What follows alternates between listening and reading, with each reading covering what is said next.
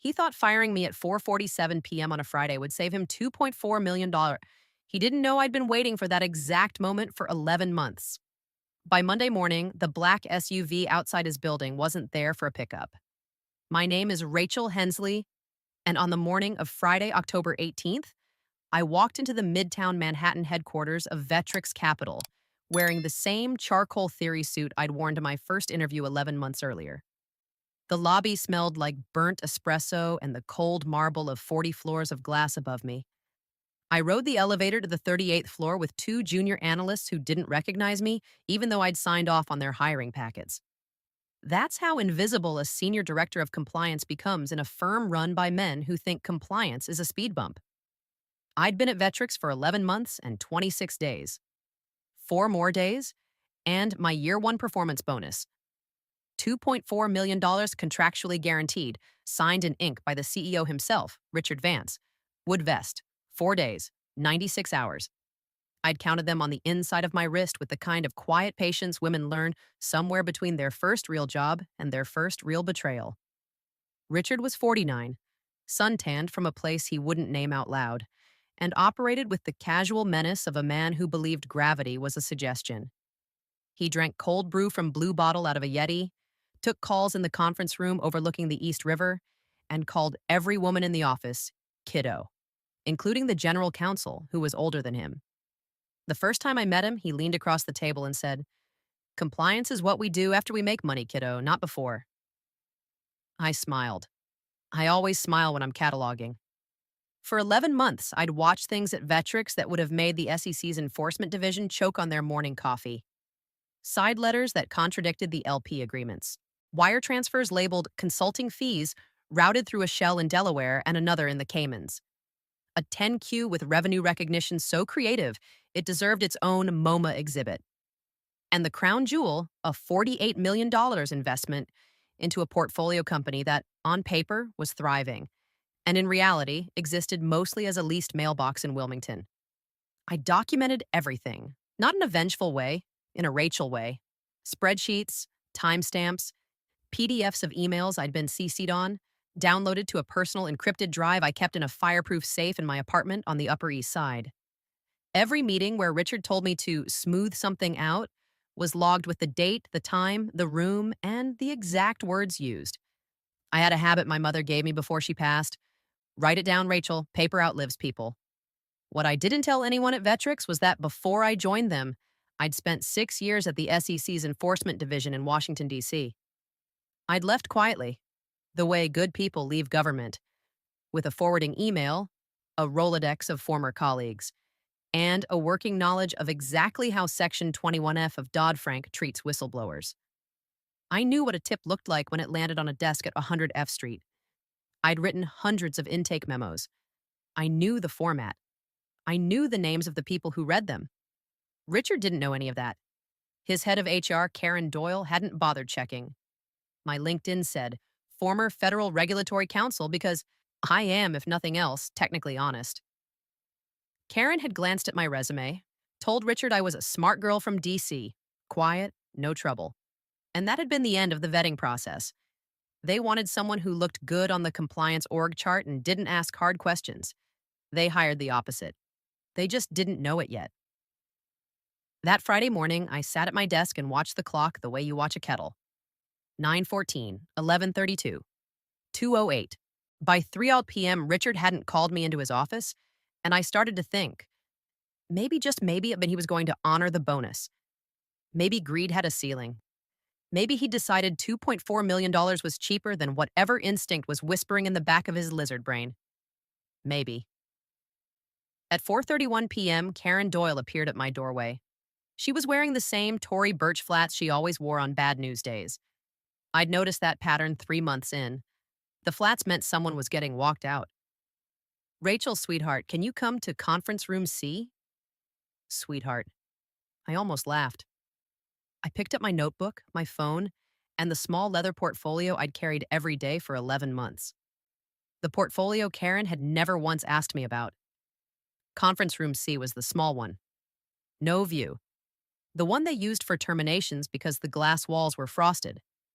Richard was already there, leaning back in a chair with his arms crossed, wearing a charcoal Brunello Cucinelli sweater that probably cost more than my first car.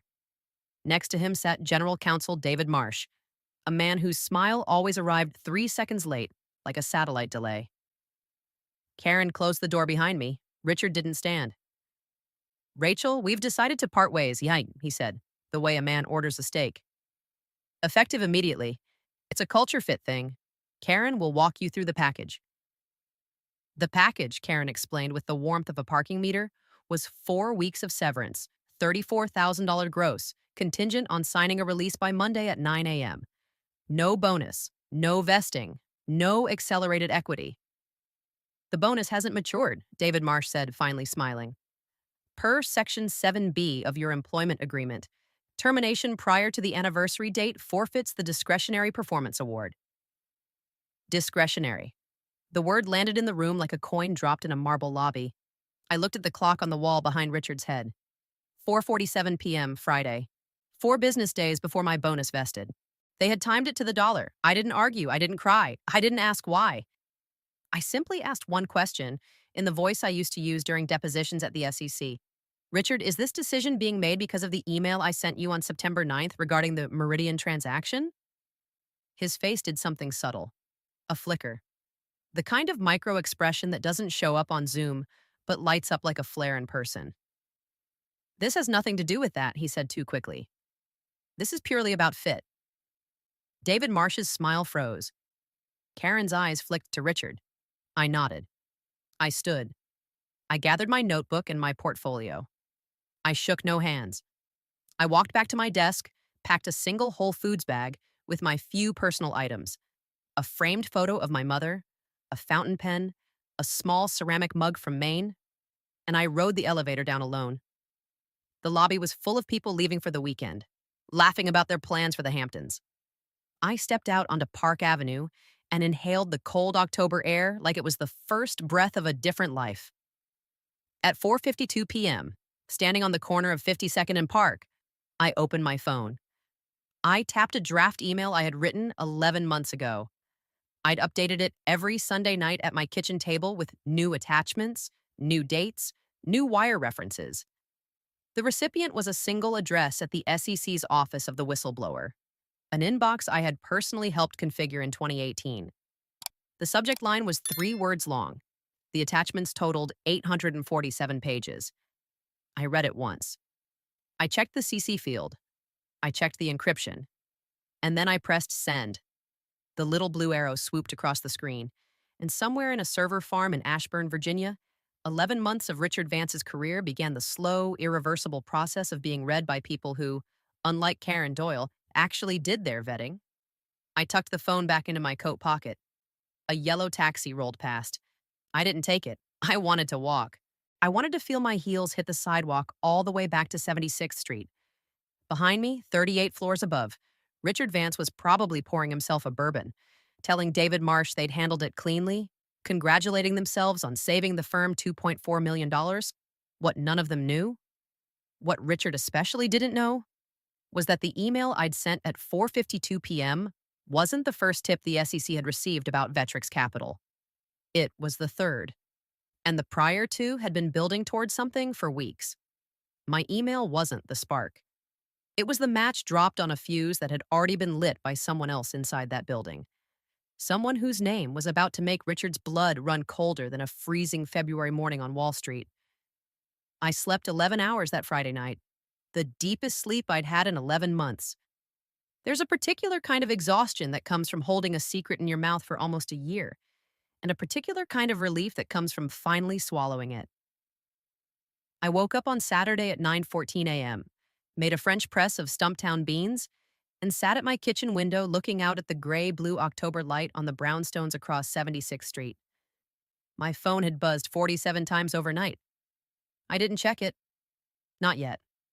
By noon, I was sitting on the floor of my living room in cashmere socks, surrounded by 3 banker's boxes I'd pulled out of the closet. Inside them was every piece of paper I'd touched at Vetrix Capital. Not stolen documents, but my own working notes, my own emails to myself, my own personal calendar, my own handwritten meeting logs. I'd been careful. I'd never taken a single Vetrix file home. I didn't have to. I'd been CC'd on the things that mattered, and the SEC has its own way of subpoenaing the originals.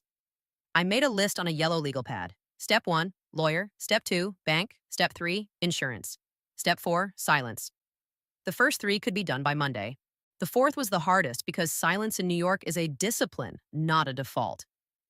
Every instinct in my body wanted to call my best friend Claire, who worked at Sullivan and Cromwell, and tell her everything. I didn't. Claire was a friend, but she was also a lawyer at a white shoe firm, and white shoe firms talk to each other in ways that civilians don't understand. I'd call her on Tuesday, at 2:30 p.m. Saturday. I emailed a partner at a boutique employment and securities firm in the financial district, a woman named Catherine Albright, whom I'd known back when she ran a unit at the New York Attorney General's office. The email was 3 sentences. Catherine, it's Rachel Hensley. I need 90 minutes of your time on Monday morning, ideally before 10 a.m. Her reply came in 11 minutes. My office. 8:30. Coffee will be ready. That was Catherine. No questions over email. Ever. I closed my laptop and walked to the Equinox on 74th to swim laps. The chlorine smelled like every Saturday of my life. I counted breaths. I counted strokes. I did not count dollars. The bonus didn't matter anymore. The bonus had never been the point. Sunday morning, my phone finally crossed into territory I couldn't ignore. 47 texts had become 83, 3 voicemails, 2 emails from Vetrix-issued accounts that I now noticed were marked external sender. They had locked me out by Friday at 5:14 p.m. Karen Doyle had left a voicemail at 9:47 a.m. Saturday in a tone 2 degrees colder than Friday's. Rachel, we need to discuss the release agreement. Please call back by Monday at 8 a.m. By Monday at 8 a.m., I would already be in Catherine's office. I let the voicemail expire. There was one text that did make me pause. It was from Megan Crawford, a senior analyst at Vetrix who reported up through me. Megan was 29, sharp, the kind of woman who triple-checked her own decimal places. Her text was short. Rachel, heard what happened. I need to talk. Not from a Vetrix device. Can we meet? I read it 3 times. Then I deleted it from my phone and wrote down her exact words in pencil on the back of my legal pad. I would call her Tuesday, through Catherine. Monday, 8:21 a.m., I walked into the lobby of a boutique tower on Broad Street, signed in under the name R. Hensley, and rode an elevator to the 19th floor. Catherine Albright met me herself at the reception desk, dressed in a navy suit and her trademark pearl studs, and she gave me a hug that lasted exactly 1 second longer than professional. How bad? She asked, walking me down the hall. Section 21F bad, I said. She didn't break stride. Then it's good for us. She pushed open a conference room door. A pot of coffee, 2 cups, and a fresh legal pad were already waiting. For 97 minutes, I walked Catherine through the whole thing. The Meridian transaction, the Delaware shell, the Cayman's wire, the Section 7B clause they thought they were exploiting, and the Section 11C clause they hadn't read. I told her about the 4:52 p.m. email to the SEC, and her left eyebrow lifted 0.5 millimeter, the Catherine Albright equivalent of a standing ovation. You filed before the termination paperwork was signed, she said. You are now, legally, a protected whistleblower under federal law. Anything they did to you after 4:52 p.m. Friday is retaliation. Anything they offer you to sign Monday morning is a felony if it's structured wrong. She wrote 3 words on her legal pad and turned it toward me. They are cooked. She made 2 phone calls in front of me. The first was to a former colleague at the SEC's Enforcement Division, a man whose name I won't write down, but whose voice on speaker said only, Catherine. Yes, we received it. We've had it open for 3 weeks already. Have her not speak to anyone at the firm. Have her not sign anything. We'll be in touch by end of day Tuesday. He hung up. Catherine's eyes met mine over the rim of her coffee cup. 3 weeks. The fuse had been burning longer than I'd thought. The second call was to J.P. Morgan Private Bank. Catherine had me on speaker with a woman named Patricia, my private banker, whom I'd known since I'd opened my account in 2019. Catherine spoke in the careful, measured cadence of a lawyer who has done this exact dance before. Patricia, Rachel is going to need a hold placed on any incoming wires from Vetrix Capital LLC or any affiliated entity. Anything they try to send her is going to be characterized later on by us, and we want a clean paper trail. If they wire, accept it, segregate it, and notify us. Do not return it. Patricia, who had clearly heard this kind of request before, said simply, "Noted. Confirmed in writing within the hour." Catherine ended the call and turned to me. "They will try to wire you something. They always do. Don't touch it." By 10:34 a.m. Monday, I had a federal whistleblower protection lawyer, a flagged bank account, and a former federal regulator who had, without saying so out loud, confirmed that Vetrix Capital was already under active investigation. Catherine walked me to the elevator. "Go home," she said. "Don't email them. Don't call them. Don't even open their letters until I see them first. If anyone from Vetrix shows up at your apartment, you call me before you open the door." I nodded. "And Rachel," she added, just as the elevator dinged, "the SUV is going to come. Not for you. For him. Be patient." I didn't ask her what she meant. I already knew. I walked out onto Broad Street into a sharp October wind off the harbor. I bought a coffee from a kiosk and stood for a long moment looking up at the skyline. The Vetrix building was 9 blocks north. Somewhere on the 38th floor, Richard Vance was probably in his Monday morning stand-up, complaining about the markets, joking about kiddo. He didn't know that Karen Doyle's 9:47 a.m. voicemail to me had just become Exhibit B in a federal retaliation case. He didn't know that the bonus he'd shaved off my severance was now a fact pattern instead of a savings. He didn't know that the email he'd been so sure was about Meridian was actually about something much smaller. A single $180,000 wire to a consulting firm in Wilmington that, when you pulled the thread, unraveled into 8 years of co-mingled funds, and one very specific name he had hoped no one would ever connect to him. At 1:17 p.m., my phone buzzed. Catherine. 2 lines. "Vetrix just tried to wire $34,000 severance to your account." Patricia held it. "Also, JP Morgan flagged a separate inbound from a Cayman-routed LLC, $11,400 addressed to you.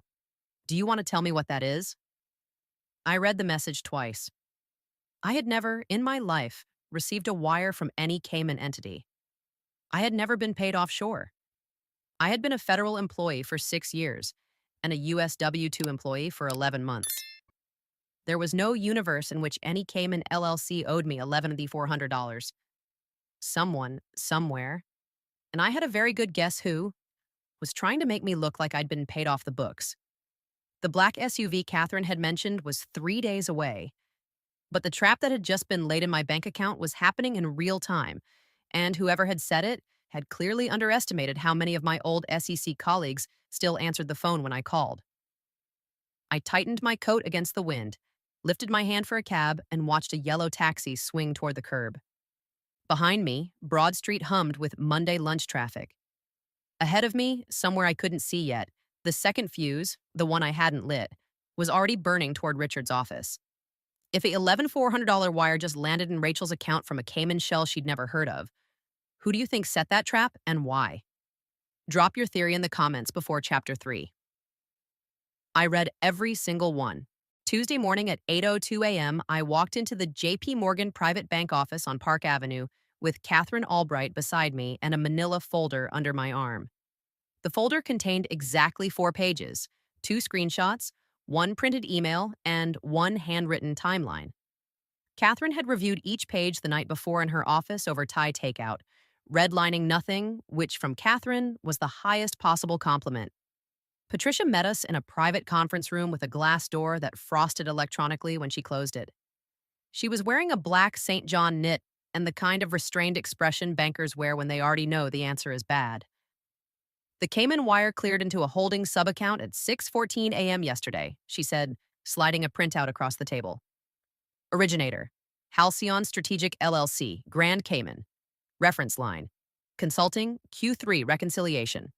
No invoice attached, no prior history with your account." Catherine read the document upside down, a skill I have always envied, and tapped one line with her pen. "Patricia, Has Halcyon Strategic LLC ever wired into any other JP Morgan account that you're permitted to tell me about? Patricia didn't answer with words. She slid a second sheet across the table. The recipient on that sheet was a name I had seen exactly once before, on a side letter I'd been CC'd on in March. Vance Holdings 2, LP. Catherine and I looked at each other for the length of one breath. Vance Holdings 2 was Richard's personal investment vehicle, the one he funneled his carry through. Halcyon Strategic LLC had wired into Richard's personal LP in March, June, and August of this year. And now, in October, the same Cayman shell had wired $11,400 into my account, with my correctly spelled name, my correct routing number, and a memo line designed to make any future regulator believe I had been receiving kickbacks from the same offshore vendor as Richard Vance. It was, I had to admit, an elegant piece of work. Whoever set it up understood that the worst thing they could do to a whistleblower wasn't to discredit her testimony. It was to make her look complicit in the very scheme she was reporting. $11,400 was a perfect amount. Small enough to look like a fee. Large enough to look intentional. The kind of number a forensic accountant would underline twice. Catherine asked Patricia 3 questions in the next 4 minutes, in the calm rhythm of a woman who had done this dance with sharper opponents than Richard Vance. Could the wire be frozen in place, untouched, neither returned nor accepted? Yes. Could the originating bank correspondent records be preserved on JP Morgan's side, with timestamps for potential subpoena? Already done. Could JP Morgan generate a written affidavit of the chain of custody for the funds on bank letterhead by end of day Wednesday? Patricia smiled for the first time. I drafted it last night. We left the JP Morgan office at 9:18 a.m. Catherine put her sunglasses on the moment we hit Park Avenue and said, without turning her head, "They didn't think you'd walk into a bank. They thought you'd panic and either send it back or spend it. Either way, they had you." I nodded. "Who's they?" I asked. Catherine almost laughed. "Sweetheart, that's the only interesting question in this case." By 11 over a.m. Tuesday, I was sitting in the back of a quiet diner on Lexington Avenue across from Megan Crawford. She had taken a personal day. She was wearing a gray sweatshirt and no makeup, and she looked like she hadn't slept since Friday. "Rachel," she said, wrapping both hands around her coffee mug, "I think I'm in trouble." I didn't say anything. I let the silence work for me, the way Catherine had taught me 12 years ago at the SEC. "In August," Megan continued, "David Marsh asked me to run a cleanup on the LP capital call schedule. He told me it was reconciliation. He had me move $1.4 million between 3 sub-accounts and document it as a fee adjustment. I knew it was wrong. I signed it anyway." Her voice cracked. "My signature is on it, Rachel. Mine, not his." I poured her more coffee. I asked her one question. "Megan, did anyone ever tell you, in writing or out loud, that what you were doing was approved by compliance?" She blinked. "David said you'd signed off." The room tilted, very slightly, the way a ship does in a current you can feel before you see. "I never signed off on anything in August, Megan. I was in Maine for 2 weeks." She set the coffee down. Her hand was shaking. "Then there's a signature on a document, Rachel. With your name on it." Forged. Of course it was forged. The same playbook as the Cayman wire. Make the whistleblower complicit. Make the junior analyst the fall guy. Keep the executives clean. I told Megan 3 things. 1. Do not, under any circumstance, contact Vetrix from her personal devices. 2. Take her work laptop home and do not turn it on. 3. I was going to introduce her to a lawyer that afternoon, a woman named Catherine Albright, who specialized in exactly this kind of situation. Megan started to cry, quietly, the way people cry in public when they have spent the weekend convincing themselves the world is still rational. I held her hand across the Formica table. "You're not in trouble," I said. "You're a witness. There's a difference. And the difference is everything." At 2:47 p.m. Tuesday, my phone buzzed with a number I didn't recognize. Catherine had told me not to answer unknown numbers, so I let it go to voicemail. The transcription appeared a minute later. "Rachel, it's David Marsh from Vetrix. We need to talk about the severance package. There's been an administrative error with one of the wires. Call me back today. This is time sensitive. I read the transcription twice. The word error glowed on the screen like a flare. They had realized JP Morgan hadn't bounced the Cayman wire. They were trying to claw it back before it became evidence. Too late. Patricia had already preserved the originator records. I forwarded the voicemail to Catherine without typing a single word. Her reply came in 40 seconds. Do not respond. Save the voicemail. We now have, on tape, the general counsel of Vetrix Capital attempting to retract a wire from a Cayman shell to a fired whistleblower. He just made our case 3 layers easier. Wednesday morning at 7:48 a.m., the second piece moved into place. My old colleague from the SEC, the one Catherine had spoken to on Monday, called me directly for the first time in 4 years. He didn't say hello. He said, "Rachel," off the record.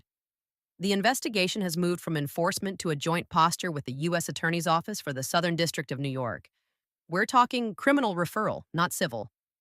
Your filing on Friday was the tipping point. 2 prior tips were anonymous. Yours was sworn, dated, and attached to documents we already had on subpoena.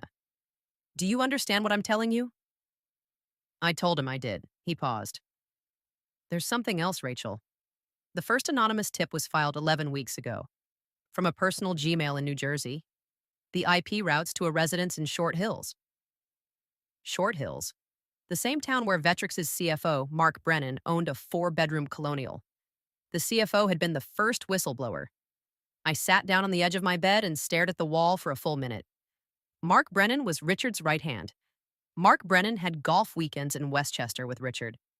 Mark Brennan had been the one who signed every Cayman wire I'd ever seen, in his own careful, looping signature.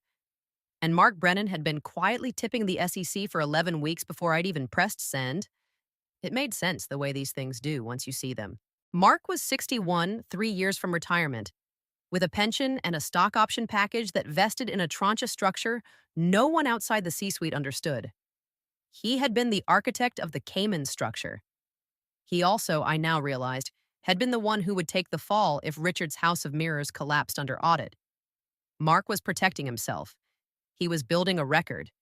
He was, in the language of federal cooperation agreements, getting there first, which meant the Cayman wire to my account hadn't been Mark's idea. Mark wanted me whole. Mark wanted me clean. Mark needed my filing to land the way it had landed. The Cayman wire, designed to make me look dirty, had come from someone who wanted me discredited. Someone who knew Mark was talking. Someone who was now panicking. I called Catherine. I told her about Mark. I told her about Short Hills. I told her about the call from my SEC contact. Catherine was silent for 10 seconds, which was the longest silence I'd ever heard from her. Then she said, Rachel, if the CFO is cooperating and you're a sworn whistleblower with documents, and the general counsel just left a voicemail trying to retract a Cayman wire, there is exactly one person in that building who is currently running out of options. She let the sentence sit. And he has no idea any of this is happening. At 5:13 p.m. Wednesday, Catherine emailed me a single line. Tomorrow morning, 9 a.m., JP Morgan conference room. Patricia is hosting. Bring nothing. I didn't ask what the meeting was about. I'd stopped asking questions like that on Monday. That night, I made myself dinner. A roast chicken with lemon and thyme, the same recipe my mother used to make. And I ate it slowly at my kitchen table with a glass of cold Sancerre. Outside the window, the lights of the Upper East Side flickered on, one apartment at a time, as the city did what it always does on a Wednesday in October. Pretended that nothing was happening, while everything was. My phone sat face down beside the plate. I didn't pick it up once. What I didn't know yet, what I would only learn the following morning in Patricia's conference room, was that the 9 a.m. meeting Catherine had scheduled wasn't between her and me and JP Morgan. There would be a fourth person there. A man who had flown in on the last flight out of Newark the night before, carrying a federal credential and a list of 17 names, and at the top of that list was Richard Vance, Chief Executive Officer. I arrived at JP Morgan Private Bank at 8:51 a.m. Thursday, wearing a black wool dress and my mother's pearl studs. The lobby was quieter than usual for a weekday morning, the kind of quiet that only happens when a security desk has been told in advance that someone important is about to walk through. I noticed two men in the corner near the elevators, both in dark suits, both wearing the particular brand of plain black lace-ups that federal employees order in bulk from a catalog. Catherine had told me to bring nothing, and I had listened. No folder, no phone in my hand, just me. Patricia met me at the elevators on the 14th floor with a small, careful smile. "Good morning, Rachel. We're in the Madison room." She didn't say anything else. We walked down a long hallway lined with framed black and white photographs of mid-century Manhattan, and at the end of the hall, she pressed her key card to a glass door that slid open with a quiet hiss. Catherine was already inside, seated on the far side of a long walnut table. And across from her, in a charcoal suit and rimless glasses, sat a man I had not seen in 7 years. His name was Daniel Reyes. He had been my supervisor at the SEC's Enforcement Division from 2017 to 2019. He had taught me how to write an intake memo. He had told me, on my last day in DC, that if I ever needed anything, I should call. I had never called. I had not needed to. Daniel stood up when I walked in. He didn't smile. Daniel never smiled in conference rooms. But he did extend his hand and say, in the warm, formal way he always greeted former staff, "Counselor." I shook his hand.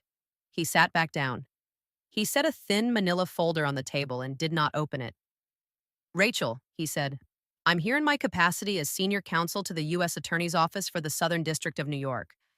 I'm working a parallel track with the SEC on this matter. I'm not here to interview you.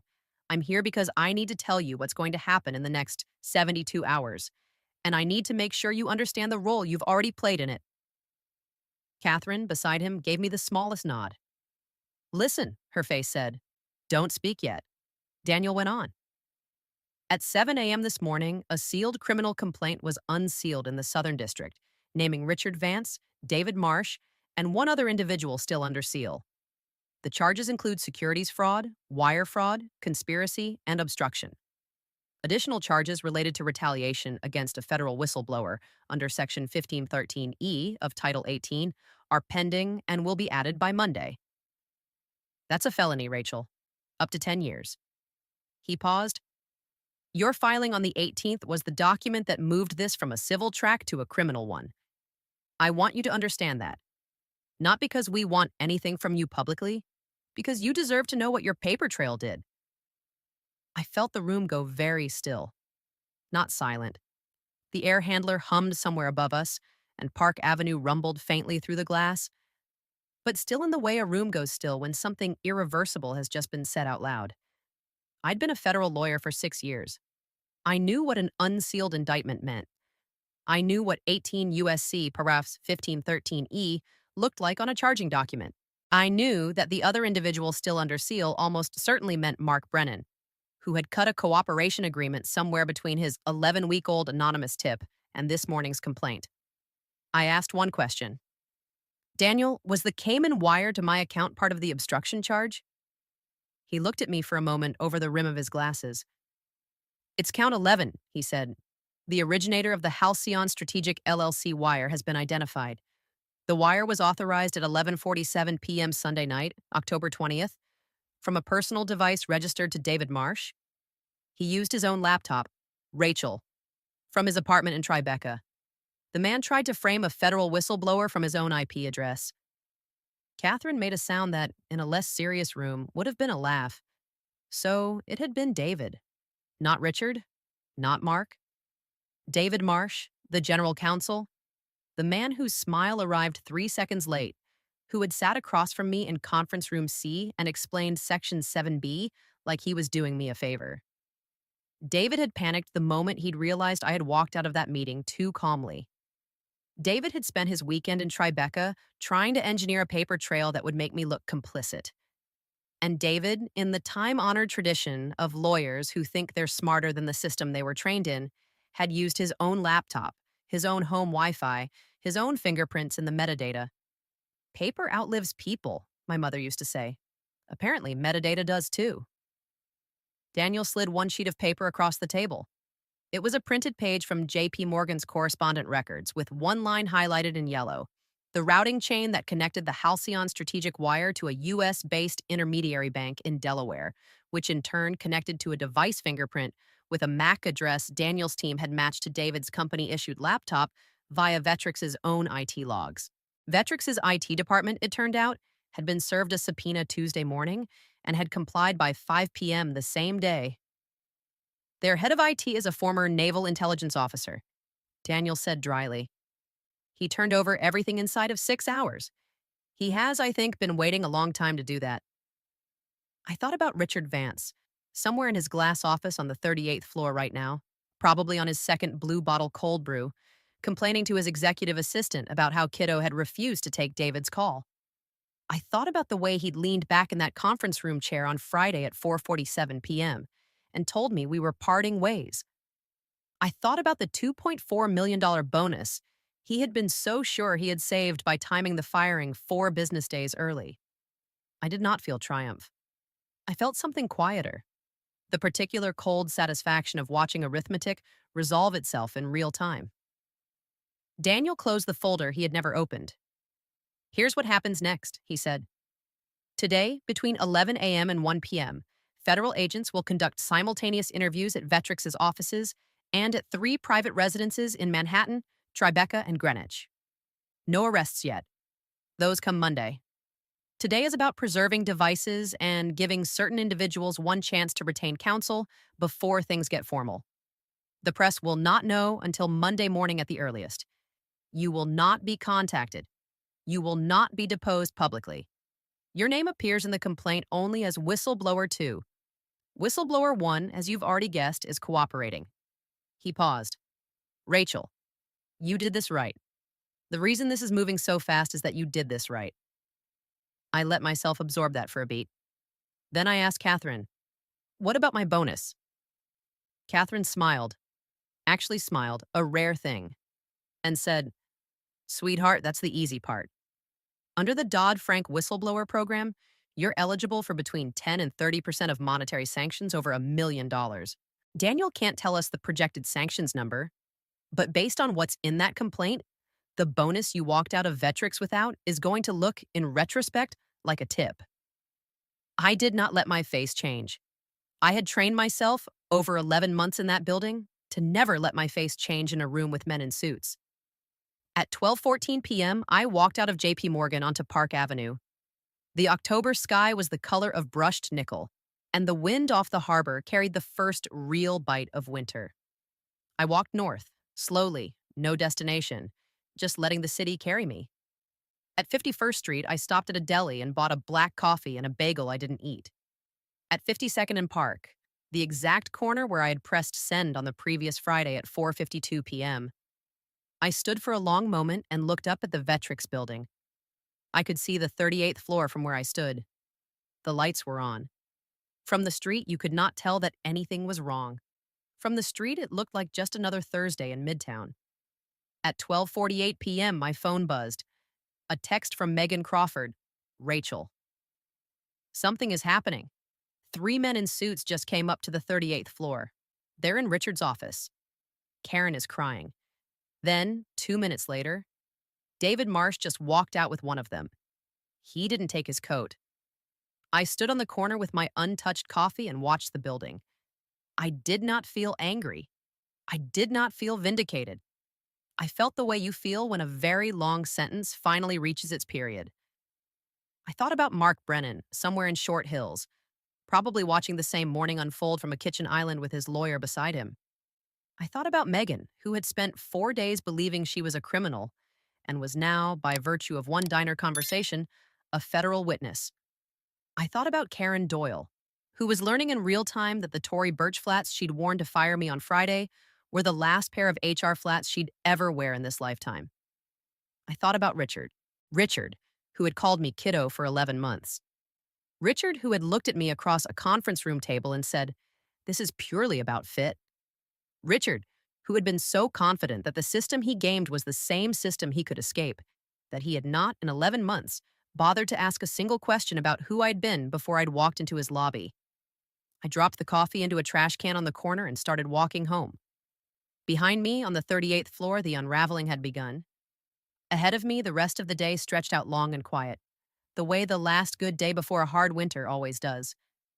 What none of us knew yet, not Catherine, not Daniel, not Megan, not even me, was that the other individual still under seal in Daniel's complaint was not Mark Brennan. Mark had cut his deal weeks ago and was technically a cooperating witness, not a defendant. The third name on that sealed indictment was someone none of us had yet considered. Someone who had been in every meeting, every signature line, every approval chain. Someone whose involvement was about to explain why the Cayman Wire had been authorized so quickly, so confidently, and so stupidly from David Marsh's Tribeca apartment on a Sunday night. By Monday morning, when Richard Vance walked out of his Greenwich CT driveway at 7:14 a.m. and saw a black SUV parked across the street with its engine running, he would already know the name on that third line of the indictment. And he would know that the firm he had built on 12 years of Kiddo and Section 7B and Cayman Wires was not going to survive the press conference scheduled for 10 a.m. that morning at the U.S. Attorney's Office on St. Andrews Plaza.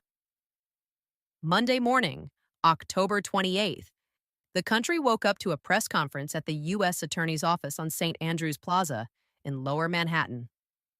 I watched it from my kitchen on 76th Street in slippers, with a French press of Stumptown and the New York Times spread out on the counter.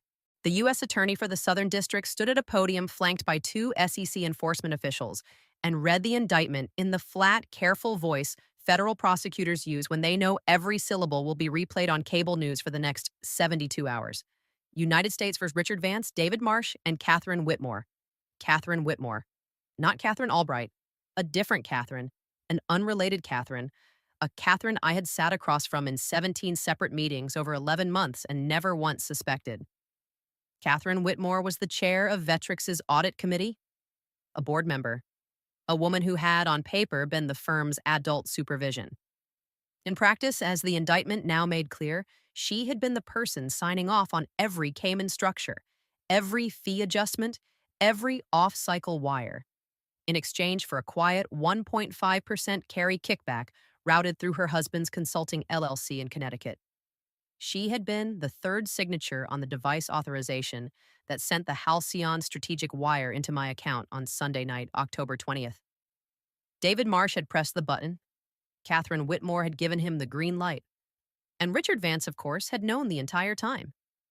The press conference lasted 41 minutes, 23 counts: securities fraud, wire fraud, conspiracy, obstruction of justice, retaliation against a federal whistleblower, falsification of records in a federal investigation. The U.S. Attorney mentioned Whistleblower 1 and Whistleblower 2 exactly once each and gave no further detail. The name Rachel Hensley was not spoken on any cable network that morning. Catherine Albright had built it that way on purpose. At 7:14 a.m. in Greenwich CT, Richard Vance had walked out of his Colonial in a Patagonia vest, holding a Yeti of cold brew, on his way to a 7:30 squash match. He had seen the black SUV across the street. He had walked over to it the way men like Richard walk over to inconveniences. The agents had been polite. They always are in Greenwich. They had asked him to come with them voluntarily. He had asked if he could call his lawyer. They had said yes. He had called David Marsh. David Marsh, of course, had not picked up. David Marsh had been picked up at his Tribeca apartment 90 seconds earlier and was in the back of an identical SUV 3 minutes ahead of Richard's, both vehicles bound for the same federal processing center in Lower Manhattan. Catherine Whitmore had been picked up at her townhouse on the Upper East Side at 7:08 a.m. before either of them. By 9:47 a.m., all three had been arraigned. By noon, Vetrix Capital's website had been replaced with a single line of black text on white. We are cooperating fully with federal authorities. No further comment will be issued at this time. By 2:30 p.m., the firm's two largest LP investors, a public pension fund out of California and a sovereign wealth fund headquartered in a country I will not name, had filed notices to redeem in full. By 4 p.m., Vetrix's prime broker had pulled its credit lines. By 6 p.m., the firm was, in every practical sense, dead. 11 months. 11 months of Kiddo and Section 7B and Tory Burch flats, undone in 9 hours by a press release and a wire from J.P. Morgan that I had never even touched. In the weeks that followed, Things moved with the particular speed that white-collar cases move once the press has been involved. Mark Brennan, as expected, entered a formal cooperation agreement and pled to a single count of misprision of a felony, 18 months federal probation, no incarceration. He kept his pension, he lost his license. He moved out of the Short Hills Colonial and into a rental in Florida, and last I heard he was teaching a class on corporate ethics at a community college in Sarasota, which is either the universe's best joke or its quietest mercy. David Marsh pled guilty to wire fraud and obstruction 4 months later. He got 6 years at a federal facility in Pennsylvania. His bar license was suspended within 72 hours of arraignment and disbarred within 6 months. His wife filed for divorce in March. Catherine Whitmore, who had more money than any of them, fought the longest. Her lawyers, a senior partner at Wachtell and a small army of Sullivan and Cromwell associates, argued for 15 months that she had been a passive board member who had been deceived by management. The jury did not agree. They convicted on 12 of 14 counts. She got 9 years.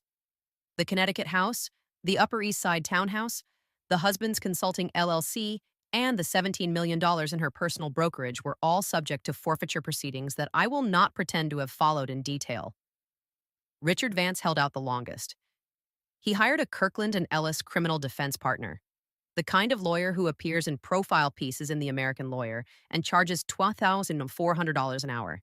He tried briefly to claim that I had fabricated the documents in my filing.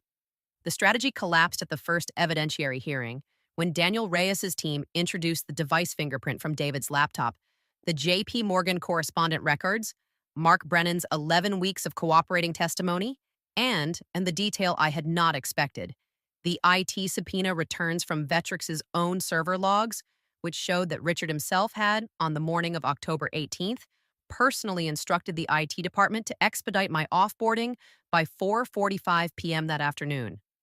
A 2-minute window before he had fired me. A 2-minute window that proved he had premeditated the termination and the bonus forfeiture and the timing of the Section 7B clause.